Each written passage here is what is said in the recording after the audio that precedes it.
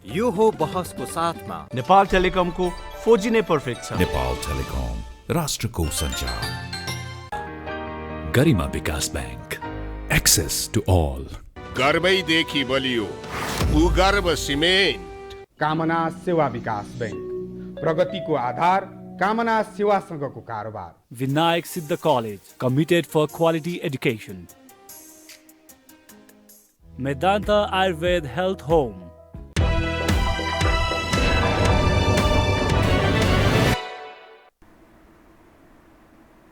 नमस्कार, यो बहसमा म यहाँहरूलाई हार्दिक स्वागत गर्दछु। जीवराम भण्डारी। आज यहाँहरू सामुन्ने उपस्थित हुनुहुन्छ प्राध्यापक विद्यानाथ कोइराला, शिक्षाविद हुनुहुन्छ। उहाँसँग आज म समग्रमा शिक्षाका बारेमा कुराकानी गर्ने प्रयास गर्नेछु। मूलत हामीले उत्पादन गर्न खोजेको जनशक्ति कस्तो शैक्षिक जनशक्ति हामी उत्पादन गर्न चाहन्छौँ। कतिपय मानिस भन्छन् रोजगारमूलक, कतिपय भन्छन् जीवन उपयोगी दक्ष जनशक्ति।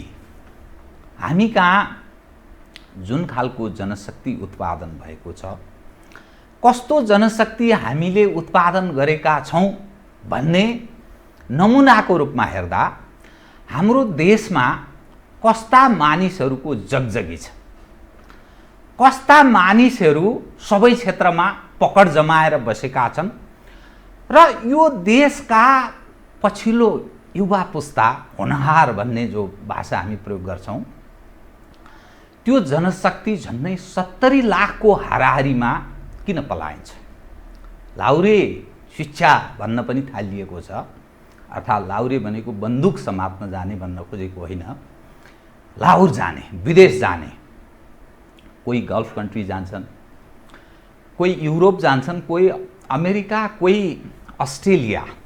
त हामी कहाँ युवा पुस्ताको सपना +2 सक्यो कि विदेश पलायन, यो खाली सपना छ। र यहाँ उत्पादन गर्नुपर्ने विभिन्न खाले शिक्षण संस्थाहरूले उत्पादन गरेको जनशक्ति भनेको त्यो कस्तो देखा पर्छ भने राजनीतिक उत्पादन गर्ने क्रीडास्थलको रूपमा नेपालका विश्वविद्यालय कलेजहरू अझ त्यो तल्लो तहसम्म, स्कुल तहसम्म पनि त्यसको कता कता विगतदेखि त्यो छाप परेकै स्थिति छ। त म आज प्राध्यापक विद्यानाथ कोइरालासँग नेपालका लागि कस्तो जनशक्ति जरुरी छ, कस्तो उत्पादन गरिरहेका छौँ, यसको जिम्मेवारको के हुनु पर्थ्यो, के भइरहेको छ, विश्लेषणात्मक सूचनामूलक कुराकानी गर्नेछु। सर्वप्रथम म उहाँलाई स्वागत गर्छु। स्वागत छ यहाँलाई। धन्यवाद। मैले अलिअलि पृष्ठभूमिमा बताएँ हजुर, हामी कुन अवस्थामा छौँ, जो 21औं सदीको हामी कुरा गर्छौँ। संसारको तन्नम देशमा नेपाल, भ्रष्टतम देशमा नेपाल, अनि हामी फुइँ के गर्छौँ, ढिङ हाँक्ने भन्छ नि पूर्वतिर। के ढिङ हाँक्छौँ भने हाम्रो जस्तो स्वतन्त्र देश अनि फुल फ्लेजमा डेमोक्रेसी, संविधानमा मौलिक हकमा राख्न बाँकी केही छैन। अब बताइदिनुहोस् त तपाईँहरू शिक्षाविद, हामी त सिकारु पर्यौँ। यो पत्रकारितामा सिक्दा सिक्दै जिन्दगी बित्ने जस्तो पनि देखिन्छ। त हामीले कस्तो खालको जनशक्ति उत्पादन गरिरहेका छौँ। हाम्रा विश्वविद्यालयहरू इतिहासमा बडा गौरवपूर्ण इतिहास, त्रिभुवन विश्वविद्यालयको महेन्द्र संस्कृत विश्वविद्यालय अहिले नाम फेरिएको छ नेपाल संस्कृत विश्वविद्यालय। यो सबै हेर्दाखेरि तपाईँको दृष्टिकोणमा यो हाम्रो शिक्षाको स्तर र शैक्षिक क्षेत्रबारे अलिकति कुरा सुनौँ, अनि त्यसपछि म अरू विषय उठाउनुहोस् कृपया। सन्तुलन गुमेको जस्तो लाग्छ मलाई। किनभनेदेखि यजुर्वेदमा झन्डै अन्तिमतिर हो दुईवटा शब्द प्रयोग छ। विद्या जान्ने मान्छे मात्रै पनि काम गर्दैन, किनभने त्यसले मोक्षको कुरा गर्छ। मोक्षको अविद्या जान्ने मान्छे मात्रै पनि काम गर्दैन, किनभने भौतिक तत्त्वमा मात्रै रमाउँछ। त्यो दुईटैलाई सन्तुलनमा राख्न सक्ने मान्छे मात्रै साँच्चै काम लाग्छ भनेर पुर्खाले ऊ बेलामा सोचिरहेछन्। हामी मूर्खहरूले के गरेछौँ भनेदेखि विद्यालाई एउटा पाटो बनाएर लिएर गएछौँ उसले अध्यात्मवादी हुँ म भनेर भन्ने भयो। अर्कोले चाहिँ के भन्ने भयो भने म भौतिकवादी भनेर भन्ने भयो अविद्यावालाहरूले। यी दुईटाको झगडाको मिलन बिन्दु हामीले खोज्न सकेनछौँ। त्यसले वैदिक पुर्खा स्पष्ट रहेछन्, हामीले त्यहाँ चाहिँ चुकेछौँ। किनभने हाम्रो शिक्षाले भौतिकताको कुरोकानी बढ्ता गर्यो, अध्यात्म छोड्यो।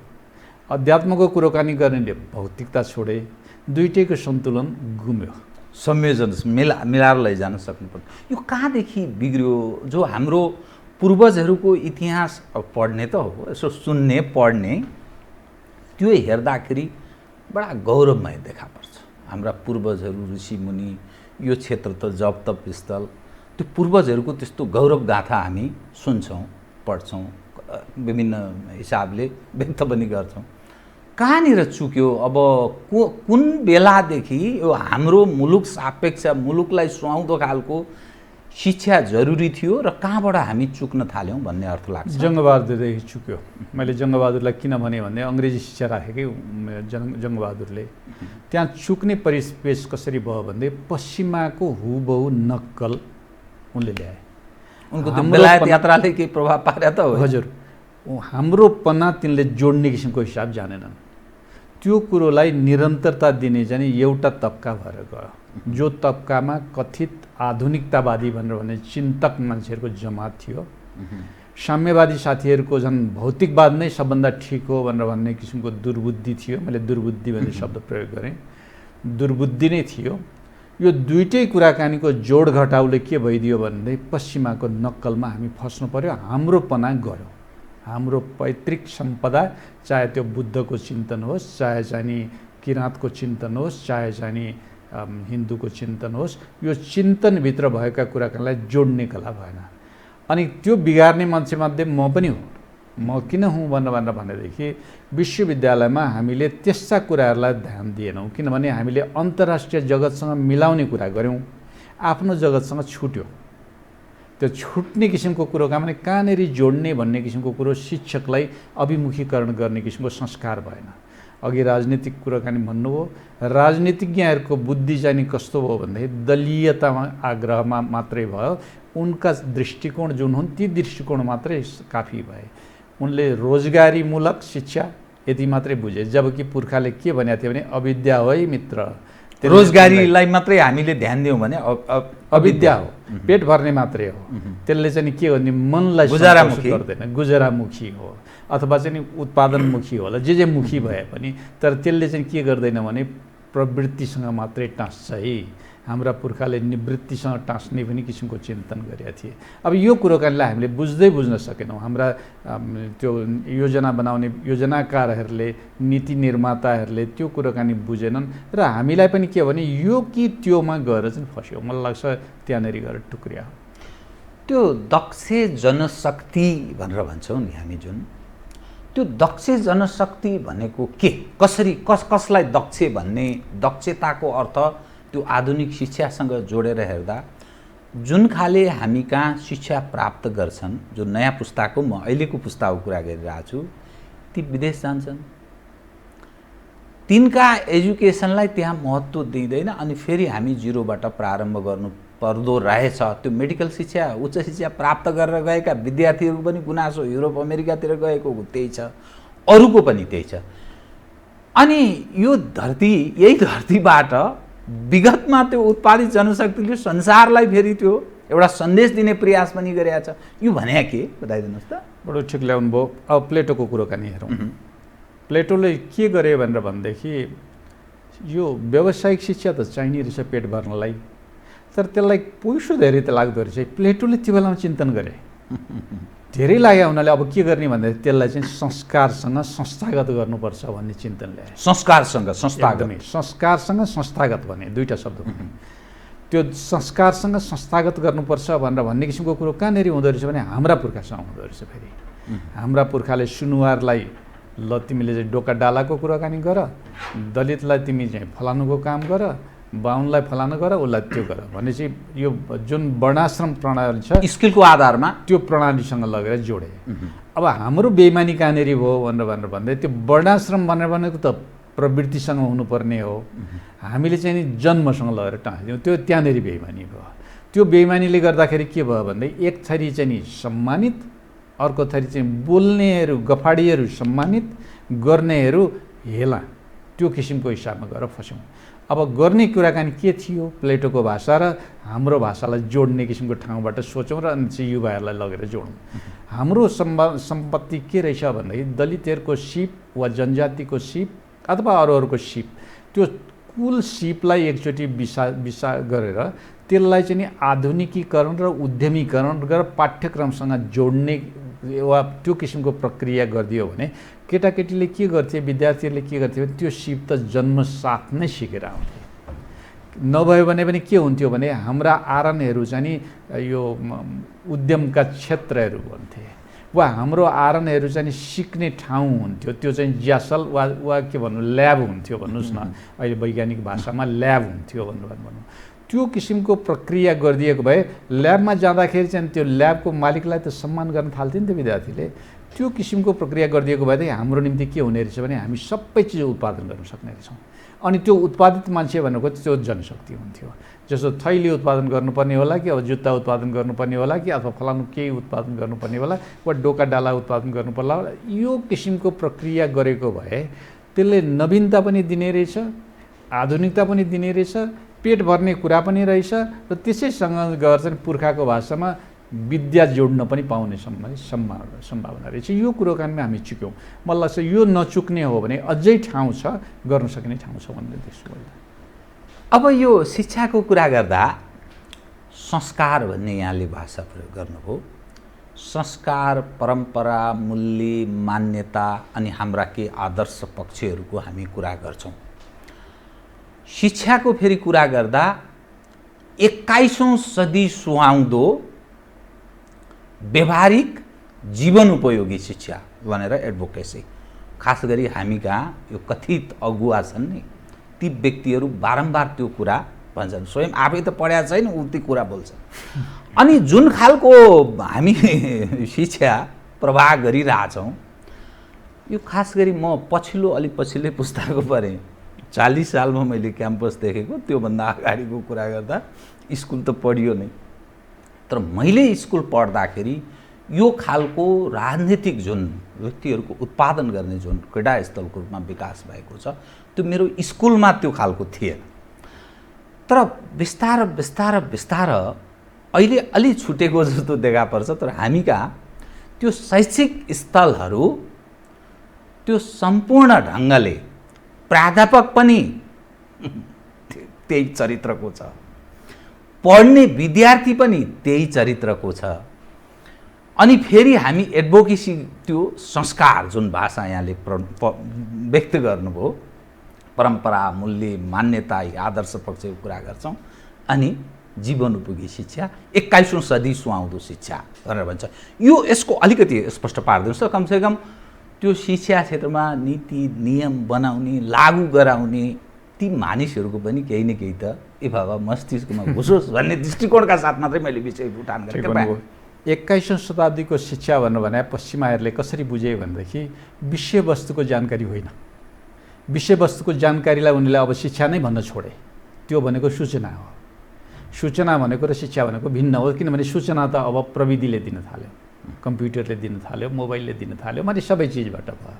त्यसपछि संवाद गर्न सक्ने कला, विश्लेषण गर्न सक्ने कला, नयाँ कुराकानीसँग सिर्जना गर्न सक्ने कला वा एक अर्कोसँग सघाउने कलालाई चाहिँ उनीहरूले के भन्यो भने 21औं शताब्दीको शिक्षा भने। अब त्यहाँनिर रोजगारी कहाँनिर, त्यो अर्को किसिमको कुराकानी।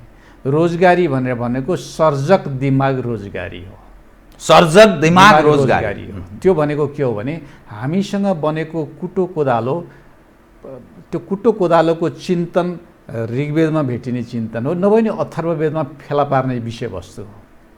त्यो कुटो कोदालो अहिलेसम्म पनि निरन्तर ढङ्गबाट गइरहेछ, चाहे त्यो हलो हेरौँ, चाहे कुटो हेरौँ, चाहे कोदालो हेरौँ। यसबाट के बुझिन्छ भने हामी निरन्तरता चाहिँ बोक्ता रहेछौँ, नवीनता बोक्ता रहेछौँ। नवीनताले के गर्दो रहेछ, रोजगारी सिर्जना गर्दो रहेछ। त्यही कुटो नयाँ खालको भयो भने व्यापार चल्छ, त्यही कोदालो नयाँ भयो भने व्यापार चल्छ, त्यही हलो चाहिँ नयाँ बनाउन सकियो भने व्यापार चल्छ। पैसा पलाउने चाहिँ त्यहाँनिर हुँदो रहेछ। र तेस्रो पाटो तपाईँले भन्नुभएको राजनीति जुन छ नि, त्यो राजनीति भनेर भने चाहिँ के रहेछ भनेर हामीले जानेको निषेधको राजनीति हो। हामीले सिकेको र हामीले सिकाएको निषेधको राजनीति हो। म निषेध भने निषेध भनेको के हो भने नेपाली काङ्ग्रेसले सुरु गर्दा राणा मुर्दाबाद, त्यसपछि के भन्छ कम्युनिस्टहरूले सुरु गर्दाखेरि काङ्ग्रेस मुर्दाबाद, काङ्ग्रेसले भन्दाखेरि कम्युनिस्ट मुर्दाबाद, खरानी र गोबर। त्यसपछि बिस्तारै गएर चाहिँ के गरे भनेर भन्दाखेरि दुईटै मिलेर राजा मुर्दाबाद। अब यो हुँदाहुँदै गएर चाहिँ अब गणतन्त्र र नगणतन्त्रमा जिन्दाबाद मुर्दाबाद भनेपछि हाम्रो मान्छेहरूलाई राजनीति भनेर भन्ने कुराकानी भनेको निषेध मात्रै हो भन्ने बुझाइयो। त्यहाँनिर राजनीतिज्ञहरूको अपराध कर्म, मैले अपराध कर्म किन भने राजनीति भनेर भनेको त सबैलाई समेटेर लाने हो नि, निषेध होइन नि। निषेध एउटा पक्ष हो, त्यसले सर्जक पक्षहरूलाई चाहिँ सोच्नु पर्थ्यो नि। सर्जक पक्ष भनेको जनता जनार्दनलाई जुर्क उठाउने तरिका के हो, भौतिक स्थितिमा उनलाई सुधार्ने के गरियो, आध्यात्मिक कुराकानीमा जोड्ने के गरियो, दुईटाको बिचमा संयोज राख्ने के गरियो, गरी खाने कसरी हो, भोलिको निम्ति चिन्तन गर्ने वा त्यसमा रमाउने कसरी हो भनौँ न। त्यसैमा रमाएपछि त अध्यात्मको चिन्तन भने त त्यही रमाउने कुराकानी भने न, उन पुर्खाले छटपट्टि नगरोस् भने न हो। यो किसिमको कुरो चाहिँ नि राजनीतिज्ञहरूले जानेनन्, अहिले पनि जानेका छैनन्। अहिले पनि उनले आफ्नो दलको मान्छेहरूको निम्ति जिन्दाबाद मुर्दाबाद गरे। अब उदाहरण दिएर अब यहाँहरूले याद गर्न सक्नुहुन्छ, शिक्षकमा दल चाहिने, विद्यार्थीमा आफ्नै दलको चाहिने, कर्मचारीमा आफ्नै दलको चाहिने। अब भनेपछि यिनले लाउने काम के भन्ने ढुङ्गा हान्ने, भत्काउने, मान्छे मार्ने, यति नै हो।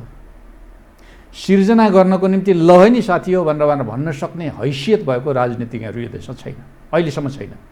त्यसो भए हुनाले के भयो भने राजनीति गर्ने भनेको विश्लेषणात्मक हुनुपर्थ्यो।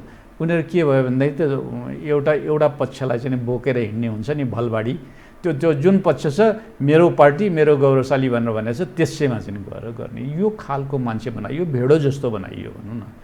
त्यो कुरोकानी ब्रेक गरिदियो भने, त्यो कुरोलाई भत्काइदियो भने म त्यो सम्भावना फेरि देख्छु। त्यो जस्तो ब्रेक भन्ने भाषाले प्रयोग गरौँ, त्यो ब्रेक कसले गर्ने जस्तो समाजलाई कुन पथतर्फ डोर्याउने त्यो देशका विद्वान विदुषीहरू र अभिभावकीय भूमिका जसले निर्वाह गरेको स्वयं ठान्दछन् या समाजले ठान्दछ, त्यसले त्यो बाटोमा डोर्याउनु पर्ने। जब हामी विद्वान को हो भनेर त्यो यसो हिसाब किताब गर्छौँ, विद्वान त्यो हो जो प्राध्यापक भनेर चिनिएको छ, जो समाजको विभिन्न क्षेत्रमा स्कलरहरू छन्, विभिन्न पेसा अपनाएर बसेका होलान् या एकाडेमिक एरियामा काम गरेका अगुवा अग्रजहरू होलान्। तर नीतिहरूको पनि राजनीति सम्पूर्ण नीतिहरूको राजा राजनीति हो जो भनेर भनिन्छ। राजनीति अर्कोतर्फ छ, एउटा प्राध्यापक, एउटा शिक्षक, अब हुँदा चिकित्सक, इन्जिनियरको पनि पार्टीको हेडक्वार्टरबाट चल्छ, सङ्घ संस्थाहरू, त्यो जसलाई समाजले यी विद्वान हुनुपर्छ अथवा काहीँ न काहीँ त्यो बुद्धि छ होला भन्ने जो ठान्दछन्, ती किन त्यो लठुवा हुन्छ, किन कार्यकर्ता भएर हिँड्छ, के कारण हुनसक्छ? त्यो गजब ल्याउनु भयो। चाइनिजहरूको ढङ्गलाई हेऱ्यो भने उनले गजब शब्द प्रयोग गर्दा छन्, रेड एक्सपर्ट भन्दा रहेछन्। रेड एक्सपर्ट भनेको पार्टीको चिन्तनलाई मजासँग बोक्या छ, अरू त्यसलाई दायाँ बायाँ हेर्दैन, त्यसलाई कार्यान्वयन गर्नलाई मरेर लाग्छ। जस्तो शिक्षा चाहिँ नि जनमुखी भएन त्यसो भए बनाउने कसरी हो, व्यवहारिक भएन त्यसो भए बनाउने कसरी हो, वैज्ञानिक भएन त्यसो भए बनाउने कसरी हो, उत्पादनसँग जोडिएन त्यसो भए गर्ने के हो, यो गर्ने कसले हो, यो बारेमा सदा सर्वदा चिन्तन भइराख्ने किसिमको व्यवस्था चाहिँ चाइनिजहरूले गरे, जसको निम्ति रेड एक्सपर्ट भन्ने शब्द प्रयोग गरे। अमेरिकीहरूको शिक्षालाई उनीहरूले व्हाइट एक्सपर्ट भनेर भने। व्हाइट एक्सपर्ट भनेर भन्दा चाहिँ नि त्यो बुद्धि बेच्ने, बुद्धि विलासिताको कुरोकानी भने। तेस्रो बाटो रहेछ, यो इपिगोगिक तरिका छ।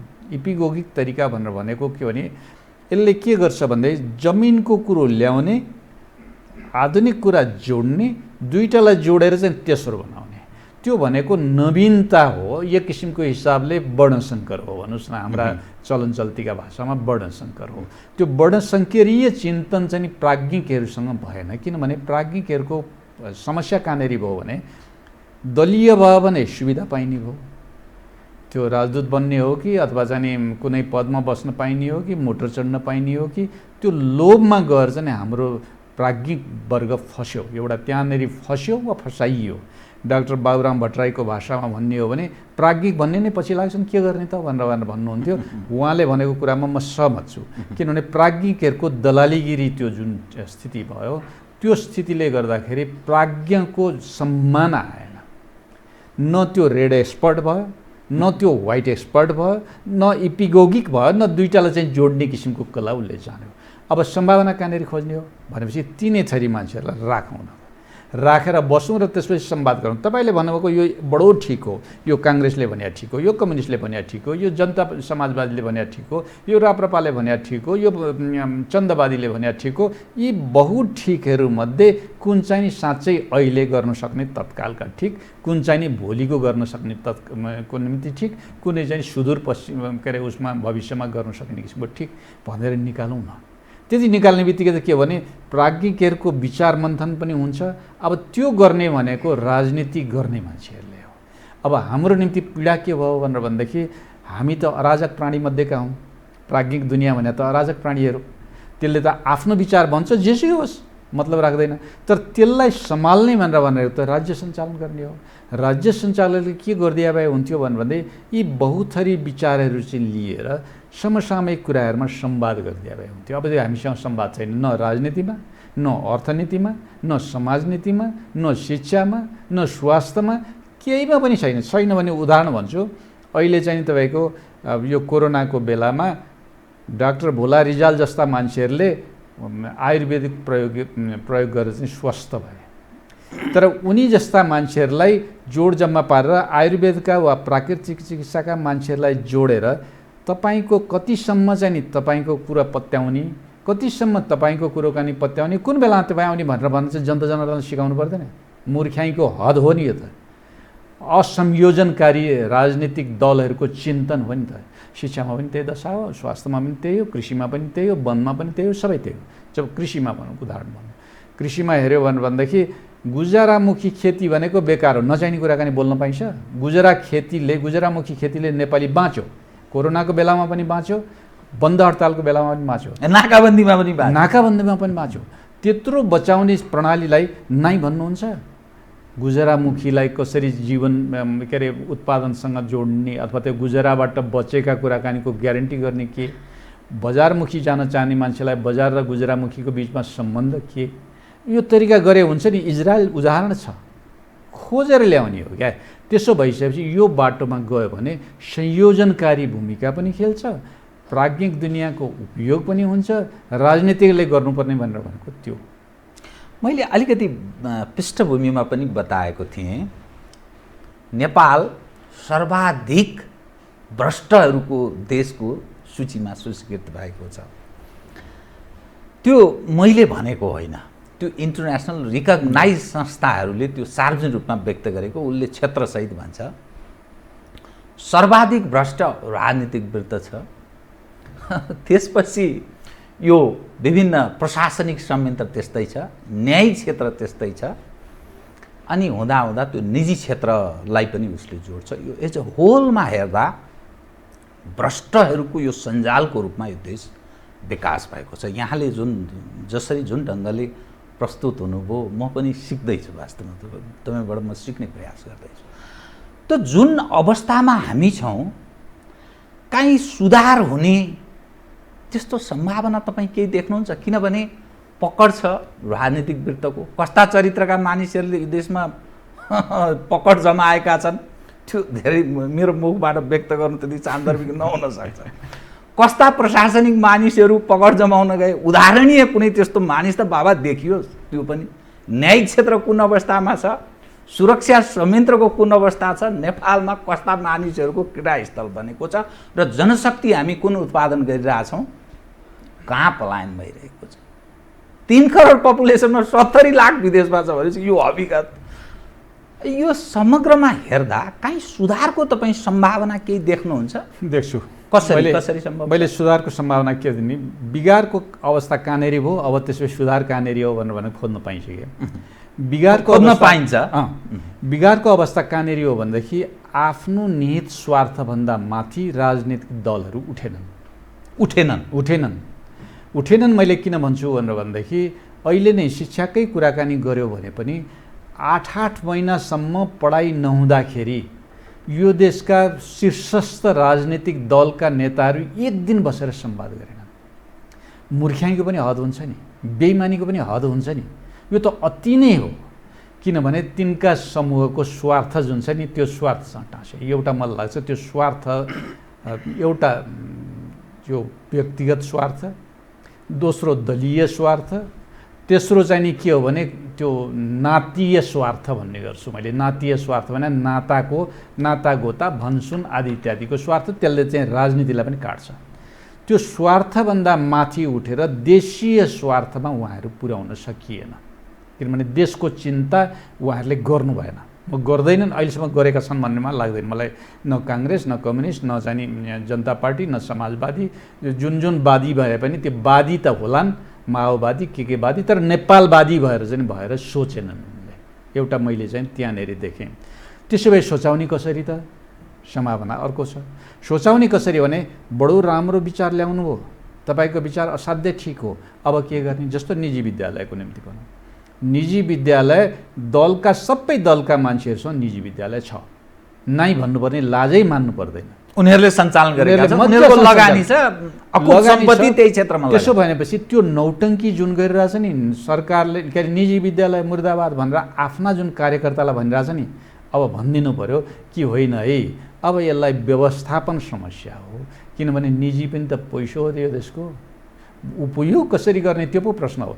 यति कुराकानी गरिदियो भने हामी बाटो ल्याउन सक्छौँ। त्यसैले म चाहिँ त्यहाँनिर देख्छु र पलायन भएको युवाहरूलाई चाहिँ फेरि मैले अर्को पाटोबाट पनि हेर्छु।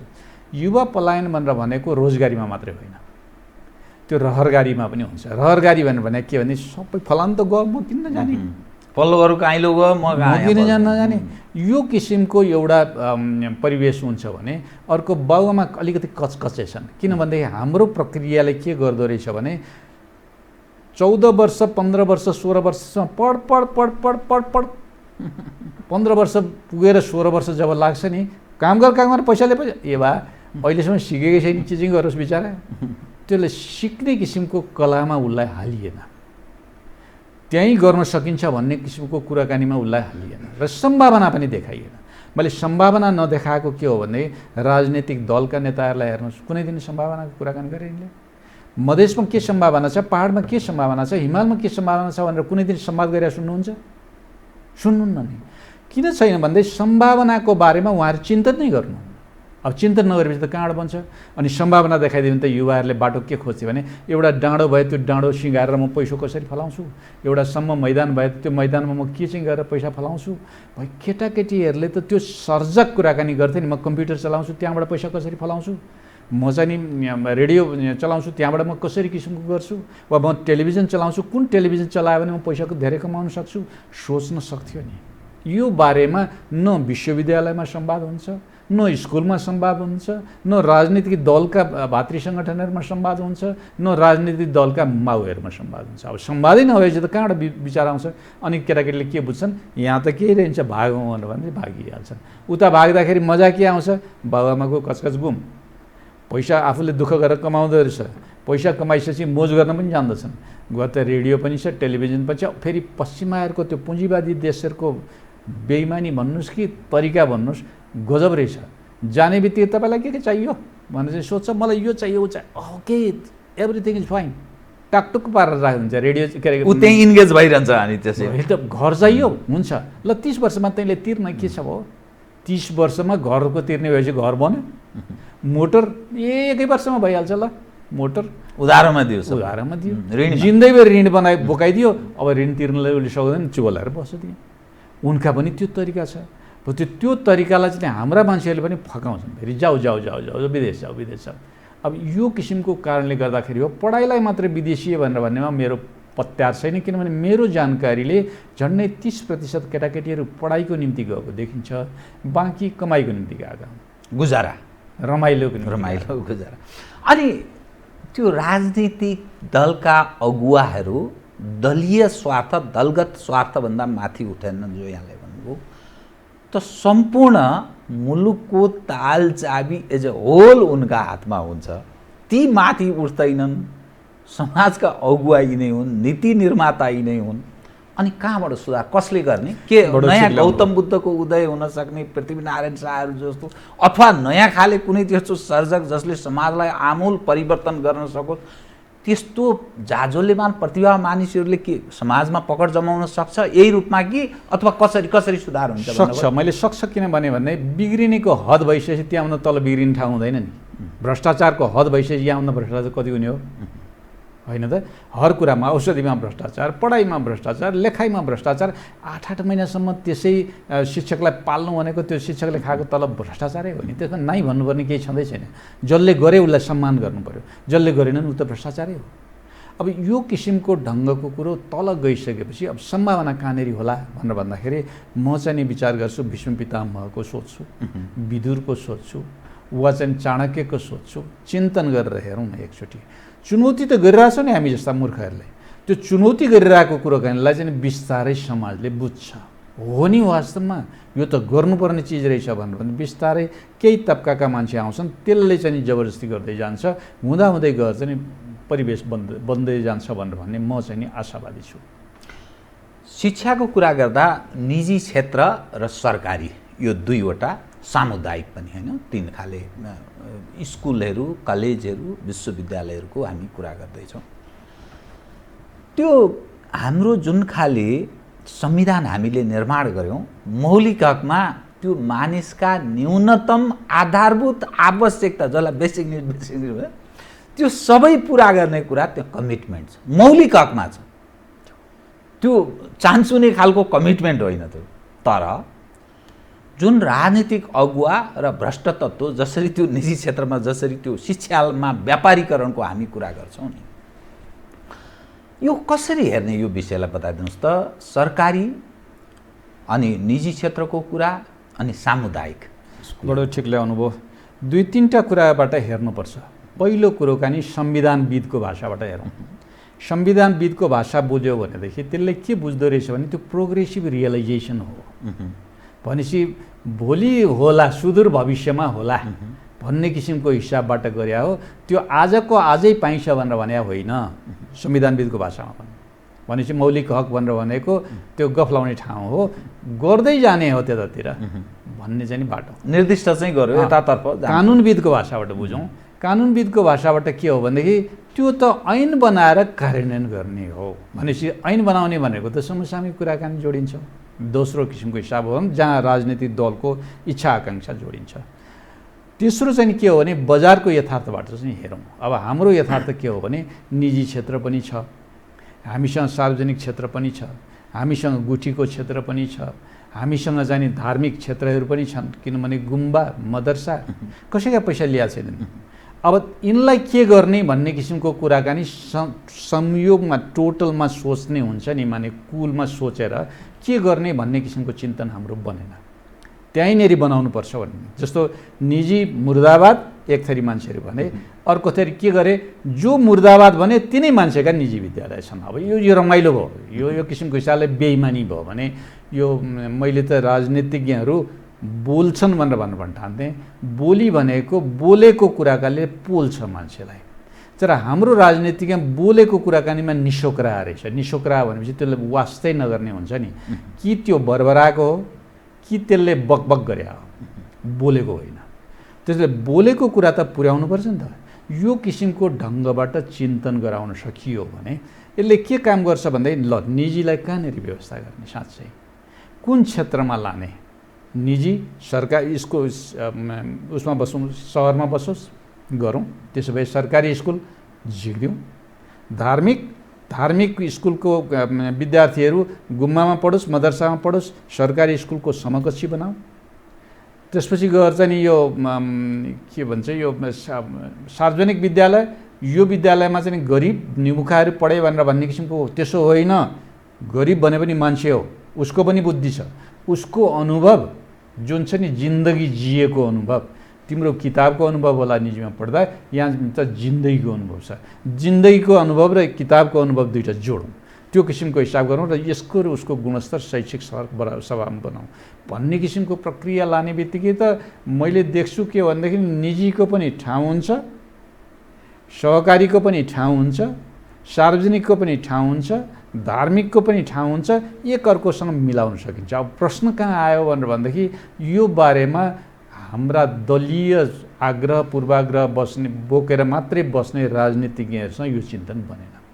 हामी सडकमा बस्ने सडक छापहरूले यो कुराकानी भनिरह्यौँ, तर सडक छापको कुराकानी उहाँहरूको टाउकोमा पसेन। अब मलाई लाग्छ जनमत बन्दै जान्छ, बिस्तारै पस्छ भन्ने आशा गर्न सक्छ। दीर्घकालमा त्यो आश गरौँ, निराश भयो भने त बुढा बर्बाद छ। अब यसैमा मलाई बताइदिनुहोस् त, जसलाई हामी बुद्धिजीवी भन्छौँ नि, त्यो कसैको आश्रित हुनु पर्दैन, कसैको घर धाउनु पर्दैन, बुद्धिले जीविको पार्जन गर्ने, त्यो पढेका पनि हुन सक्ने भए, नपढेका मतलब औपचारिक शिक्षा या अनौपचारिक जे खालको, तर जसलाई नेपाली समाज खास गरी मानिसहरूले बुद्धिजीवी भनेको पढे लेखेको हो, हर हिसाबले समृद्ध छ यो भनेर भन्छ नि, बुद्धिमा विवेकमा पनि समृद्ध छ, चारित्रिक हिसाबले पनि यो समृद्ध छ जो भनेर भनिन्छ, त्यो बुद्धिजीवी त्यो कसैको अनुयायी दलगत स्वार्थमा किन लपेटिन्छ? किन त्यो जुन घर घर धाउने जो विषय भन्छ नि, जहाँ त्यो अहिले पनि तपाईँ र म संवाद गरिरहेछौँ, फाइल लिएर कति चोकल बुद्धिजीवी त्यो घरमा म झल्लो सम्झन्छु। हामी पनि नेताको घरमा कहिलेकाहीँ जान्छौँ, पेसा अनेकौँ कारणले जान्छौँ, तर कुनै माग्ने कारणले जाँदैनौँ, माग्नु जरुरी पनि छैन, तर त्यहाँ देखिन्छ अनि निच्चा हाँस्छन्, त्यो प्रशासक पनि छन्, त्यो अनेक संयन्त्रका मान्छे छन्, र जसलाई बुद्धिजीवी भनेर भन्छ त्यो फाइल लिएर ढड्डा लिएर प्रभु भनेर पुग्याउँ। त्यो बुद्धिजीवी किन यसरी विभाजित छ बताइदिनुहोस् त? जो विवेकको जो विषय कुरा गर्छौँ, तपाईँ जसरी कुरा गरिरहनु भएको छ, गौरवपूर्ण आफ्नो आत्मालाई एकदम साँची राखेर भन्दा त्यो ब्रह्मले देखेको कुरा किन भन्दैन र किन त्यहाँ सरेन्डर गर्छ? के हो? म दुईजना शिक्षा मन्त्रीको उदाहरण दिएर भन्छु। एउटा गोविन्दराज जोशी, एउटा चाहिँ नि ओझा, देवी ओझा। दुईटा जातका, दुईटा जात भने एउटा कम्युनिस्ट जात, एउटा काङ्ग्रेस जात हो। गोविन्दराज जोशीले के भन्नुभयो भनेदेखि अब शिक्षामा राजनीतिकरण गर्न बन्द हुन्छ। मैले भने जोशी दाई तपाईँ मन्त्री हुनुभयो, जोशी दाई भनेर भन्थ्यो, जोशी दाई तपाईँ मन्त्री हुनुभयो, किनभने हामी चाहिँ नि क्याम्पस पढ्दाखेरि उहाँ हामीभन्दा अगाडि पढ्नुहुन्थ्यो, दाइ नै भन्ने चलन, त्यसैले दाइ नै भन्ने चलन चल्ती थियो। तपाईँले राजनीति नगरेको भए तपाईँ शिक्षा मन्त्री हुनुहुन्न थियो, एउटा गाउँको प्रधानाध्यापक हुनुहुन्थ्यो, मास्टर, त्यति मात्रै हो। तपाईँले कहिल्यै सोच्नुभयो त्यो शिक्षकलाई त्यहाँबाट चाहिँ बिस्तारै गएर चाहिँ तपाईँ बराबर बनाउने, हैसियत बनाउने किसिमको तरिका सोच्नुभयो? त्यही कुराकानी देवी ओझाले भन्नुभयो अब राजनीतिकरण चाहिँ के अरे राजनीति गर्नु पाइँदैन शिक्षकले। मैले भने मन्त्रीज्यू गर्नु मिल्छ यो, किनभने तपाईँ त्यही राजनीति नगरेको, शिक्षकबाट राजनीति नगरेको भए तपाईँ चाहिँ अहिले के हुनुहुन्थ्यो भने मैले यो स्थानमा पुग्न तपाईँ कसरी छ?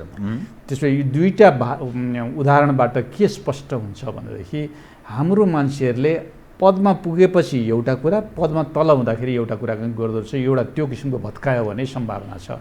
दोस्रो के सम्भावना छ भने शिक्षकहरूलाई बिस्तारै समकक्षी बनाउने, जस्तो भुटानको उदाहरण, सानो देश, त्यहाँको शिक्षक भनेर भनेको कर्मचारी हुनसक्छ, सचिव हुनसक्छ, आज भोलि सचिव, भोलि स्कुलमा शिक्षक भएर आउन सक्छ, गरिरहेछ त, हुँदो रहेछ नि। हाम्रो गतिलो शिक्षकहरूलाई बिस्तारै गरेर चाहिँ प्रशासनसँग लगेर राख्नु हुँदैन। प्रशासनमा के संसार हुन्छ र? केही नै हुन्न नि, त्यो भने माथिको आदेश तल मान्ने र नमान्ने, त्यति नै हो प्रशासन भने। कागजलाई हेरेर भन्नुपर्ने हो, शिक्षकले त्यति जान्दैन होला, प्राध्यापकले त्यो जान्दैन होला। मलाई लाग्छ यो किसिमको कुराकानी गरिदियो भने यसले के गरिदिन्छ भने ती फाइल बोकेर दौड्ने मान्छे छन् नि, ती मान्छेहरूको निम्ति के हो भने फाइदा लिने र फाइदा दिने दुईटै कुराकानीबाट उनीहरू मुक्त हुन्छन्। उनीहरू गएको त के भने फाइदा लिन लागेका हुन् र पार्टीलाई फाइदा दिन लागेका हुन्। पार्टीलाई फाइदा कसरी भन्नु भने विश्वविद्यालयको पदाधिकारी भयो, त्यो पार्टीको मान्छेहरूलाई के गर्ने, कतिजना मान्छेलाई, मेरो पार्टीको मान्छेलाई कार्यकर्ता उसलाई जागिर खुवाउन दिने, यति नै हो तिनका बुद्धि। त्योभन्दा माथि त तिनका बुद्धि उठेकै छैन नि त। उठ्दै नउठेको बुद्धिमा अब हामीले गर्ने के हो भने फाइदा लिनलाई भनेको आफू कुर्सीमा बस्ने, फाइदा दिनलाई भनेर भनेको राजनीतिक दललाई सेवा गर्ने। यो दिन र लिनको किसिमको कुरोलाई भत्काइदिने भनेर भनेको के हो भने मित्र अब तपाईँ चाहिँ नि जहाँ बस्नुहोस् मतलब भएन, तपाईँ स्कुलको शिक्षक हुनुहोस्, तपाईँ एउटा प्रशासकीय सहायक हुनुहोस्, अथवा चाहिँ प्राध्यापक हुनुहोस्, वा जेसुकै हुनुहोस्, तपाईँको सम्मान राजनीतिक दलको भन्दा कम हुन्न भन्ने किसिमको गरे के हुन्छ? सरकारको भाषामा त्यो के स्तरीय स्तर भनेर प्रधानमन्त्री यति स्तरमा, अर्को यति स्तरमा, यो नचाहिने सिल्ली कुराकानी गर्नुपर्छ? प्रधानमन्त्रीको ठाउँमा त्यो जो गए पनि हुन्छ। एउटा प्राध्यापक त्यो ठाउँमा हुँदैन, प्रधानमन्त्री समान बनाउनु हुँदैन, एउटा प्रधानाध्यापक हुँदैन, एउटा शिक्षक हुँदैन। यो किसिमको बुद्धि भइदिए भएदेखि, किनभने भन्ने समानता गर्ने विभेदता, त्यो समानता र विभेदताको बिचको भत्काइदियो भने म फेरि सम्भावना देख्छु। बडा राम्रो उदाहरणहरू। एक सन्दर्भमा कसैले युरोप र अमेरिकातिरको प्राध्यापक र शिक्षकको सन्दर्भमा कुरा गर्दा त्यो प्राध्यापक त्यो शिक्षकलाई त्यत्रो स्यालेरी, त्यत्रो सुविधा, मलाई यति कम, कुनै चिकित्सक या इन्जिनियरले सोद्धा तेरो हैसियत प्राध्यापक र शिक्षकको जस्तो हो त? उसको कति क्षमता छ? तँ एउटा सामान्य एउटा ज्ञान राख्दछस्, एक विषयको ज्ञान राख्दछस् भनेर जवाफ दिएको थियो भनेर कसैले मलाई सुनाउँदै थिए। तपाईँले यो सन्दर्भसँग त्यो प्राध्यापक शिक्षकहरूको बारेमा त्यो ढङ्गले पनि हेरिनुपर्छ भन्ने मलाई कता कता लाग्यो। अब बताइदिनुहोस् त, राजनीति विद्यार्थी र यो समाजका प्रबुद्ध वर्गले गर्नु हुन्छ कि हुँदैन भन्ने एउटा कहीँ न कहीँ बहसको विषय बन्नुपर्छ भन्ने मलाई कता कता तपाईँसँग कुरा गर्दा गर्दै लाग्यो। गलत मान्छेहरू, कमजोर मानिसहरू, निषेधको भावना राख्ने मानिसहरू, आक्रोश जन्ने प्रतिशोधीहरूको वर्चस्व राजनीतिमा नेपाली समाजमा निरन्तर रहिरह्यो। यहाँले त्यो विषयलाई उठान गर्ने प्रयास गर्नु। नीतिहरूको राजा राजनीति। त्यो राजनीतिमा असल मानिसले पकड जमायो भने मात्रै समाज ठिक मार्गतर्फ जान सक्छ भन्ने अर्थ लाग्ने हो। किनभने त्यस्ता मानिसहरूको वर्चस्व रहनु पर्यो। तर विद्यार्थीले राजनीति गर्ने कि नगर्ने, प्रबुद्ध मानिसले राजनीति गर्ने कि नगर्ने भन्ने एउटा विषय छ। सबै क्षेत्रमा पोलिटिसाइज्ड गरियो अर्थात् राजनीतिकरण गरियो, त्यसले गर्दा देश बर्बाद भयो भन्ने दृष्टिकोण पनि छ। यो विषयलाई अब कसरी हेर्ने ल बताइदिनुहोस् त। मैले दलीयकरण र राजनीतिकरणलाई छुट्याउँछु। हाम्रोमा भएको राजनीतिकरण होइन, यो दलीयकरण हो। दलीयकरण पनि सिद्धान्तहीनताको दलीयकरण हो। मैले सिद्धान्तहीनता भने किनभने काङ्ग्रेस भन्नु र कम्युनिस्ट भन्नुमा के फरक छ भने नाउँ फरक छ। अहिले नाउँ बाहेक अरू केही फरक छैन।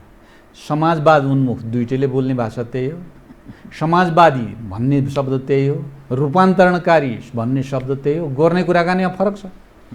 गर्ने के भने दुईटैले गर्दैन, कति राम्रो छ होइन। किनभने जस्तो उदाहरणको लागि भनौँ न, जातीय छुवाछुत बदमासी हो भनेर भन्ने किसिमको सबैले महसुस गरिरहेका छन्, तर अभियान चलाएको छ यो देशमा छैन। बेइमानी गरे हो नि हाम्रा पुर्खाले गरेको बेइमानीलाई सच्याउनु पऱ्यो नि त। त्यो सच्याउने किसिमको काम कसरी गर्दैन, किन गर्दैन भनेर भन्दै त्यसैले त्यो किसिमको ढङ्गको भयो। अब राजनीति गर्ने चाहिँ गर्नुपर्ने काम हो। फेरि राजनीति गर्नुपर्ने काम भनेर भने के भने विषयवस्तुलाई बहुकोणीय ढङ्गबाट हेर्ने भनेर भने हो। त्यसो भनेपछि जस्तो उदाहरणको लागि विद्यार्थीहरूसँग बसेर संवाद गरौँ न। संवाद के गरौँ भने म चाहिँ नि एकदम कडा साम्यवादी चिन्तन राख्छु, मेरो विचारमा संरचना नबदलिकन सारा कुराकानी हुँदैन। बडो ठिक कुराकानी ल्याउनु। संरचनामा कहाँ बदल्ने त ल भन्नुहोस् न। अहिलेको सचिव आजको आजै बन्दैन, भोलिको भोलि बन्दैन। त्यसो भए 20 वर्षमा बन्ला। 20 वर्षसम्मको निम्ति उपाय के हो? म चाहिँ नि अर्कोले भन्ला म त व्यक्ति बदल्यो भने संसार बदल। आखिर चिन्तन भने त यति नै हो नि, संरचना बदल्ने कि व्यक्ति बदल्ने कि अन्तर्क्रिया बदल्ने, यही तीनटा नै हो लडाइँ होइन र।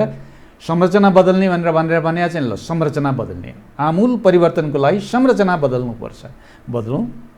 बदलेर हेरौँ त्यसो किसिमको के हुँदो रहेछ, एउटा दृष्टिकोण ल्याउँछ। व्यक्ति बदलेर हेर्ने किसिमको कुरोकानी अर्को, किनभने right person in right place होइन। ठिक ठाउँमा ठिक मान्छे भयो भने त त्यसले गर्छ नि हो।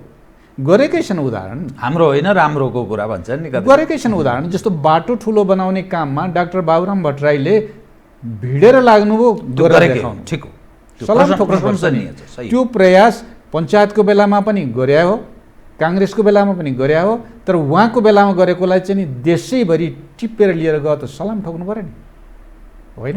पार्टी जेसुकै होस्, तर व्यक्ति बदलेर पनि हुँदो रहेछ त। संरचना मात्रै प्रश्न होइन रहेछ नि त। संरचना अहिले हामी संहिता लिएर आयौँ र त्यसपछि विकेन्द्रीकरणको कुराकानी गऱ्यौँ, भयो र बनेन नि त। त्यसो हुँदाखेरि चाहिँ स्थिति के रहेछ भने त्यस्तो प्रश्न गर्ने हो। किनभने राजनीति गर्ने भनेको त्यस्तो। तेस्रो चाहिँ के अन्तर्क्रिया। अन्तर्क्रिया भनेर चाहिँ संवाद गरेपछि त विवाद आउने हो, विवाद गरेपछि त संवादको गेडो निक्लने हो। त्यसो भए त यो हाम्रा पुर्खाले भनेको शब्दलाई हेऱ्यो भने बाधे बाधे जायते तत्त्वबोध भनेपछि तत्त्वबोधको निम्ति त संवाद त जरुरी छ। त्यति गऱ्यो भने त्यो राजनीतिकरण हो। त्यसो भएपछि राजनीतिक संवाद गरौँ। क्याम्पसमा विद्यार्थीले प्रश्न गरोस् न, म संरचनावादी हुँ, म व्यक्तिवादी हुँ, म चाहिँ नि अन्तर्क्रियावादी हुँ, अथवा अर्को कुनै शब्द खोल्नुलाई त्यो किसिमको हिसाबबाट चाहिँ भनोस्, उसले आफ्नो भोट हालिहालोस्, कहाँ हाल्नुपर्छ। यो किसिमको प्रक्रियामा लग्यौँ भने हामीले के राम्रो गर्छौँ भने अहिलेको दलीयता वा चाहिँ झुन्डियता भन्नुहोस् न, अङ्ग्रेजीको शब्द त बल्कनाइजेसन भन्छन्। बल्कनाइजेसन भनेको सोच विचार चाहिँदैन कि म मधेसी हो भनेर भनेपछि मधेसतिरका मान्छे जम्मै एकै ठाउँमा टाँसिनुपर्ने, म पहाडे हो भनेपछि एक ठाउँमा टाँसिने, म चुचेनाको हो भनेपछि एक ठाउँमा टाँसिने, म थेप्चे हो भने चाहिँ अर्को ठाउँमा टाँसिने। यो दुर्बुद्धि जुन राजनीतिक हिसाबबाट चाहिँ जुन दुर्बुद्धि हालियो, यो कसले हालिदियो? यो माओवादीहरूले हाले। ठुलो बल चाहिँ उनीहरूले गरे। उनीहरूले चाहिँ त्यो टुक्रा टुक्रा बनाउने किसिमको कामधन्दा गरे। अब त्यो टुक्रा टुक्रालाई जोड्ने भनेको त संस्कारले हो, संस्कृतिले हो, यो प्राज्ञिक दुनियाँले हो, संवादले हो। यो किसिमको कुराकानीमा हामी जाने बित्तिकै त हामीलाई के फाइदा हुन्छ भनेदेखि अब कसरी लाने त? अब उनले उठाएकोमा त बर्बादै गऱ्यो भने होइन। त्यसले के गर्यो भने थेप्चेहरूको चिन्तन जुन किसिमको छ, चुच्चेहरूले बुझ्नुपर्ने कहाँनिर हो। मधेसीको जुन चिन्तन छ त्यो गैर मधेसीले बुझ्नुपर्ने कहाँनिर हो। पहाडीले बोलेको कुराकानी मधेसीले बुझ्नुपर्ने कहाँनिर हो। यो इस्यु त उठाइदिए नि, त्यो त राम्रो किसिमको कुराकानी, मुद्दा उठ्यो। अब त्यो मुद्दालाई सल्टाउने किसिमको चिन्तन चाहिँ राजनीति हो मेरो निम्ति। त्यो राजनीति त गर्नुपर्छ विद्यार्थीले। म विद्यार्थीहरूसँग पनि संवाद गरिरहेको छु। 13 जना विद्यार्थीले राजनीति गर्नुपर्छ। उनले गर्ने भनेको दलीय आग्रह र पूर्वाग्रहको बारेमा संवाद होइन कि त्यो म संरचनावादी हुँ, ठिक छ, त्यो त घरमै पढ्न यार, त्यो म कम्युनिस्ट हुँ भनेर चाहिँ ठिक छ, कम्युनिस्ट नै बन, कि त्यसले नोक्सान त केही भएन नि। जे भयो भने नेपालभित्रै हुने त हो नि, नेपाल बाहिर त होइन। म एकदम व्यक्तिवादी पुँजीवादी हुँ बन न, के बिग्रियो भने नि पुँजीवादी भयो भने नेपालमै बनाउने हो। म चाहिँ एकदम अन्तर्क्रियामा विश्वास गर न, त्यसो भए के भयो, तिमी पनि नेपालमै हुने हो। यो किसिमको अलिकति उदार मन बन्ने हो भने दलीय कुराकानी उनले त्यहाँ सिक्छन्। त्यो दलीय आग्रहलाई लिएर आएर ल शिक्षालाई के गरी बुझ्ने हो, साँच्चै सबैलाई निःशुल्क गर्नुपर्छ, असाध्यै राम्रो कुराकानी हो, सबैले रमाइलो कुरो भन्यौँ। त्यसो भए तिर्न सक्ने म जस्ताका छोराछोरीलाई पनि निःशुल्क गर्नुपर्छ भन्ने न्याय हो त, सामाजिक न्यायबाट भनौँ न त। तिर्नै नसक्ने मान्छेहरूलाई त उनलाई त घरभर खाना पनि दिनुपर्छ, त्यो पो न्याय हो कि? यति भनेपछि त जुन दलको भयो भने पत्याउन थालिहाल्छ। यसमा अलिकति स्पष्ट पारिदिनुहोस् त। अरू त बरु ठिकै थियो, सबै क्षेत्रमा राजनीति घुस्यो, दलीयता घुस्यो। विद्यार्थीमा पनि त्यही, उसमा पनि त्यही, न्यायिक क्षेत्रमा नि त्यही, प्रशासनमा त्यही, सुरक्षामा त्यही, सबै जुन भनिन्छ नि आफ्नो पेसा पो गर्ने त अर्को धर्म पनि गर्ने, अर्को काम गर्ने हो भनेर भन्छ नि त। यसलाई के भन्ने? फाइदा लिनलाई हो। अघि मैले भने नि फाइदा लिन र फाइदा दिन, त्यो किसिमको हिसाबले दलीय भयो। दलीय हिसाबमा चाहिँ नि ल दल पछि चाहिँ हाम्रो यो गरौँ भनेर भन्ने किसिमको काम कसले गरेन र भन्नुहोस् त? कसलाई दोस्याउने भन्नु न? काङ्ग्रेसले नेभिसङ भनेर गर्यो। अब अखिल भनेर चाहिँ एउटा बाल अखिल, कम्युनिस्टहरूको चाहिँ एकदम बाल अखिल भनेर सानो केटाकेटीदेखि, माओवादीहरूले क्रान्तिकारी भनेर चाहिँ ल्याए, पञ्चायतको बेलामा विद्यार्थी मण्डल भनेर चाहिँ ल्याए, त्यसपछि गएर चाहिँ मधेसीहरूले मधेसी विद्यार्थी समूह भनेर भने कसले गरेका छैन र? किनभने तिनका बुद्धिको भाँडै त्यही हो, भाँडो भत्काइदिनु पऱ्यो क्या। यो भाँडोले के गर्यो भने दलीयता गयो, राजनीति भएन। दलीयता र राजनीति भनेका अलग वस्तु हुन्। दलीयतामा झुन्ड हुन्छ, राजनीतिमा विश्लेषण हुन्छ। विश्लेषणबाट बाटो निक्लन्छ, त्यो बाटो निक्लिसकेपछि देशलाई डोर्याउँछ। झुन्डपनाले देशलाई भड्खालामा हाल्यो। किनभने अहिलेसम्म हामीले बुझेको के हो भने काङ्ग्रेस र कम्युनिस्ट भएर विवाद गरे, अन्तर्क्रिया गर्ने किसिमको संवाद गरे के हुन्छ? किन कुटाकुट गर्नु पर्यो? तपाईँको विचारसँग मेरो सहमति छैन भन्न पाइँदैन? तपाईँको विचार म स्वीकार्दिनँ, मजासँग भन्न पाइन्छ। तपाईँको विचारअनुसार तपाईँ यहाँ फलाना ठाउँमा काम गर्नुहोस्, फलाना ठाउँमा। चाइनिजहरूको उदाहरण हेरौँ। चाइनिजहरूले जतिखेर यो प्रणाली चाहिँ नि साम्यवाद पुँजीवादीको जस्तो किसिमको गरेर उत्पादन चाहिँ नि पुँजीवादी तरिकाबाट चाहिँ लाने भन्ने किसिमको कुरो गर्ने बेलामा एउटा प्राध्यापकले ल्याएको चिन्तनलाई उनीहरूले परीक्षण गरे। परीक्षण गरेर चाहिँ नि हाउ डज चाइना थिङ्क भन्ने किताबै छ, यत्रो किताब, त्यो किताबमा मजासँग उल्लेख गरिरहेको छ। त्यो कसरी गरे भनेर भन्दा चाहिँ परीक्षण गरे, हुँदो रहेछ त। अर्काको निम्ति काम गर्ने र आफ्नो निम्ति काम गर्नेमा फरक हुँदो रहेछ। सामूहिक काम भनेको साझे हुँदो रहेछ, बाजा हुँदो रहेछ, गर्दो रहेछ। व्यक्तिगत भनेपछि कुद्दो रहेछ। यति चाहिँ नि सरकारलाई बुझा, यति चाहिँ जति उत्पादन गर्छस् खा भनिदिने बित्तिकै त वात्तै बढ्यो, उपयोग गर्यो। म ठिक कार्यक्रमको अन्त्यमा आएँ कि मसँग समय धेर भएन, तपाईँसँग म घन्टौँ कुरा गर्ने इच्छा हुँदो रहेछ यो कुरा गर्दै जाँदा। दुई विषयको एकदम संक्षिप्तमा यहाँले संस्कार भन्नुभयो नि, हामी फेरि नेपालीहरू संस्कार, परम्परा, मूल्य, मान्यता, हाम्रा पूर्वजहरूको कुरा, आदर्श पक्ष, हाम्रा आदर्शवान पूर्वजहरू भनेर एउटा गौरव गर्छौँ। संस्कार यहाँले भन्नुभयो, मानिसले फुत्त गाली गरेर कस्तो संस्कारहीन मान्छे रहेछ, संस्कार नपाएको भनेर भन्छ एउटा।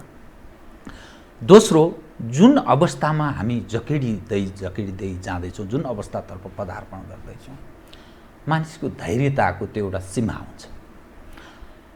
त यथास्थितिमा चल्दैन है अब भन्ने निष्कर्षमा पनि हामी प्रवेश गरेका छौँ। हरेक क्षेत्र हेर्दाखेरि, कुनै पनि क्षेत्र, राजनीतिक होस्, प्रशासनिक होस्, सुरक्षा होस्, अथवा मुलुकको हितको सवाल होस्, विकास समृद्ध हुने नेपाली, समृद्ध नेपालीको जो हामी कल्पना गर्छौँ, त्यो सवाल यथास्थितिमा चल्दैन है भन्ने निष्कर्षमा हामी पुग्छौँ। यो सबै हेर्दाखेरि अनि फेरि राजनीतिक स्थायित्व अब प्रदान भयो। अब राजनीतिका लागि के गर्नु, अरू मात्रै गरी खाऊ केटा हो भनेर, मतलब जो एडभोकेसी गर्ने यो लाउकेहरूको कुरा यस्तो आउँछ।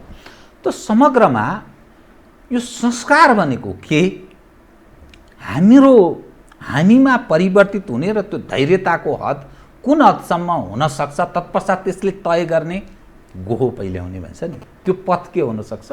पुर्खाले बनाएको तरिका चाहिँ के रहेछ भने संस्कार भनेर भनेको चिल्लो पार्या भन्नुहोस् न, चिल्लो पारेको चिजलाई संस्कार भने मान्छेको जन्मदा खस्रो हुन्छ, त्यसलाई ठोक ठाक टाकटुक यताबाट पढ्छु गर भनिकन चाहिँ बाटो ल्याउने भनेको संस्कार हो।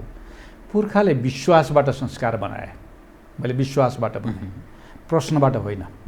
अबको पुस्ता कस्तो भयो भने प्रश्नमुखी भयो।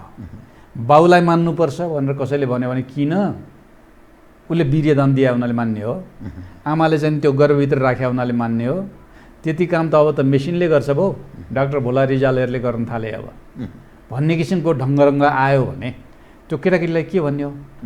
त्यसले हिजोको संस्कार बनाउने तरिका र आजको संस्कार बनाउने तरिकामा फरक भयो। मलाई लाग्छ एउटा फरक त्यहाँनिर चिरिदियो भने केटाकेटीहरू संस्कारमा जान्छन्। किनभने हिजो पत्याउने संस्कार, गुरु सबभन्दा कायदा मान्नुपर्छ, गुरु ब्रह्मा गुरु विष्णु। अब गुरुभन्दा जान्ने चाहिँ कम्प्युटर भयो। अब गुरु बिचरा त बिचरा भए ती, अब ती बिचरालाई किन मान्ने भनेर विद्यार्थीले सोध्छ। मलाई भन्दा त्यसलाई कम थाहा छ कि त्यसो भए किन? गुरु भने त हिजो चाहिँ के हो भने ब्रह्म चिनाउने हो, जगत चिनाउने हो, जगत र ब्रह्म जोडाउने हो। कि शिक्षकले त्यो हैसियत राख्नु पर्यो र गुरु बनाउनु पर्यो, प्राध्यापकले त्यो हैसियत राख्नु पर्यो र गुरु बनाउनु पर्यो? होइन भने गुरु भन्ने अधिकार छैन, त्यो अधिकारै नभएको कुराकानी हो। त्यसो भनेपछि अब कम्प्युटर गुरु हुने भयो। अब विद्यार्थीले के भन्यो भने तिमी गुरु हो भने तिम्रो यो गुरुत्व मलाई देखाऊ, त्यति भएपछि संस्कारित भएर जान्छ। मलाई चाहिँ यसरी संस्कारलाई लान सकिन्छ। अब त्यो संस्कार चाहिँ नि राजनीतिसँग लगेर चाहिँ टाँस्ने कहाँनिर हो भने राजनीतिमा पनि यस्ता संवादहरू गर्ने हो। किनभने हाम्रो साथीहरू नि रूपान्तरणकारी हुनुपर्छ। मैले मित्रहरूलाई भने मित्र म जान्दिनँ, मूर्ख छु, मलाई एउटा भाषा भनिदिनुहोस्, के चाहिँ बदल्ने भन्नु न। शिक्षक बदलेदेखि शिक्षा बदलिने हो कि, पाठ्यक्रम बदलेदेखि शिक्षक के अरे देश बदलिने हो कि, पाठ्यपुस्तक बदलेदेखि हुने हो कि, प्रशासक बदलेदेखि हुने हो कि, दलको चिन्तन बदले हुने हो कि, के चाहिँ बदलिए हुने हो भन्नु न। त्यति भन्नु त रूपान्तरण अनि भनौँला, भन्यो भने भन्दैन। भनेपछि त त्यो शब्द हामीले घोकाउँदा रहेछौँ, त्यो शब्दको मर्म पनि जोडाइदियो राजनीतिले भनेदेखि अनि पछि संस्कार पनि बिस्तारै टाँसिएर आउँछ। अनि यस्तो हुन्छ कि संवादबाट संस्कारित हुने, संवादबाटै राजनीतिले बाटो पाउने यो बाटोमा हामी जान सक्छौँ भन्ने मलाई लाग्छ। तपाईँ आशावादी हुनुहुन्छ? एकदम। कति समय लाग्न सक्छ? हुन त यो ज्योतिषी पारा हो के, जुन अहिले तस्बिर देखिया छ नि, जुन यो दृश्यहरू, यो कति समय लाग्न सक्छ? अथवा के पब्लिकको तर्फबाट आफै भुलुक्क आउँछ कि अथवा यो राजनीतिक क्षेत्रका मानिसहरू नै, अगुवाहरू नै त्यो सचिने स्थिति हो कि अथवा शासक प्रशासकहरूमा त्यो काले चिन्तना हाबी हुन्छ कि कहाँबाट हुन्छ त? मैले देखेको के हो भनेदेखि एउटा ढङ्ग हुँदो रहेछ, त्यो ढङ्गलाई बदलिनलाई चाहिँ नि मिडियाले ठुलो काम गर्दो रहेछ भनेर भन्ने देखेँ मैले। जो उदाहरणको लागि भनौँ, यो कोरोनाको बेलामा शिक्षकहरूलाई मैले के भने, शिक्षक प्राध्यापकहरूलाई चाहना भएका शिक्षक प्राध्यापकहरू, बाहना भएका शिक्षक प्राध्यापकहरू र निशोक रहा शिक्षक प्राध्यापकहरू भनेर वर्गीकरण गरेँ। साथीहरूले मलाई झम्टिनु भयो, मैले पनि झम्टिनुहोस्, चाहना भएकोले गरेर देखाउँछ। किनभने मेरो एउटा गाउँको हली त्यसले के जान्दछ भन्दै उसलाई जोत्नुपर्छ भनेर भने चाहना भएपछि उसले चाहिँ त्यो ठेडी तल सार्ने कि माथि सार्ने जान्दछ, पाडको तल राख्ने कि माथि राख्ने जान्दछ, नभए सिक्छ, गर्छ। उसले अरूलाई दोष लाउन्न, घरबेटीलाई भन्दैन, सरकार यस्तो उस्तो भन्दैन, ऊ आफै सरकार हुन्छ। यो हिसाब किताबको हुन्छ चाहनावाला। बाहनावाला के हुन्छ, एउटा न्यु पाउँछ छोड्छ, निशोक रहा मतलबै राखेको छैन भने त्यो कुरोकानीले शिक्षक साथीहरूलाई, प्राध्यापक साथीहरूलाई बडो पोल्यो। अब अहिले बिस्तारै उहाँहरूले के भन्नुभयो, ननिदाएका शिक्षक भनेर चाहिँ अभियान चलाउनु। मैले पनि सलाम ठोकेँ, जरुरी रहेछ त्यो। किनभने कहिलेकाहीँ मान्छे चाहिँ नि पानीलाई जसरी हिँडिरहेको पानीलाई ठ्याक्क बाँधिदिएपछि तपाईँको ऊर्जा निकाल्न काम गर्छ नि, कहिलेकाहीँ छुच्चो भन्ने किसिमको ढङ्ग हुनुपर्छ। यो किसिमको प्रक्रिया हामीले चाहिँ नि मिडियाबाट सशक्त रूपमा लिएर गयौँ भने मलाई लाग्छ 1 वर्षभित्रमा हामी बदल्न सक्छौँ। म त कति आशा गर्छु। धन्यवाद छ यहाँलाई। आदरणीय दर्शकवृन्द, उहाँ हुनुहुन्थ्यो प्राध्यापक विद्यानाथ कोइराला, शिक्षाविद। शिक्षालाई केन्द्रमा राखेर पछिल्लो अवस्था उप गरिएको कुराकानी। म सहित मेरो सम्पूर्ण युनिटलाई कार्यक्रमबाट बिदा दिनुहोस्, तर यो हो टेलिभिजन हेर्दै रहनुहोला। नमस्कार।